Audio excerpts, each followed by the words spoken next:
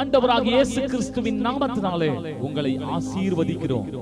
யோவேல் 2ஆம் அதிகாரம் 29ஆம் வசனத்தில் கர்த்தர் சொல்லுகிறார், ஊழியக்காரர் மேலும் ஊழியக்காரிகள் மேலும் அந்நாட்களில் என் ஆவியை ஊற்றுவேன்.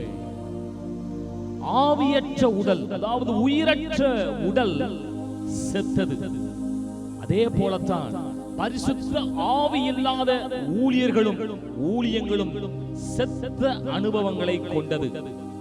ஆகவே தான் இயேசு பரமேறி சென்ற பொழுது தம்மை பின்பற்றின சீஷர்களை பார்த்து சொன்னார், நீங்கள் எருசலேமிலே காத்திருங்கள், நாள் ஒன்று வரும், வந்தது பெந்தேகோஸ்தே நாளன்று ஒவ்வொருவர் மேலும் தேவன் தம்முடைய ஆவியை பொழிந்தருளினார்.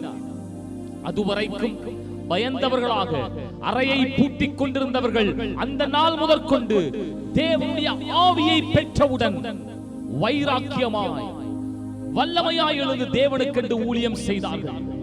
ஆம் பிரியமானவர்களே, தேவன் ஊழியர்களை மட்டுமல்ல ஊழியக்காரிகளையும், அருமையான சகோதரிகளே, இந்த எழுப்புதலிலே நான் என்ன செய்ய முடியும் என்று நீங்கள் யோசித்துக் கொண்டிருக்கலாம். ஆண்டவர் உங்கள் மேலும் தம்முடைய ஆவியை ஊற்றி அவர் பயன்படுத்த ஆயத்தமாயிருக்கிறார். இந்த வாக்குறுதியை நம்புங்கள். தேவனுடைய ஆவியை பெற்றுக்கொண்டு எழுப்புதலிலே கர்த்தருக்கென்று பெரிய காரியங்களை நீங்கள் செய்வீர்களாக. இந்த வார்த்தையின்படியே கர்த்தர் உங்களை ஆசீர்வதிப்பாராக. ஆமென்.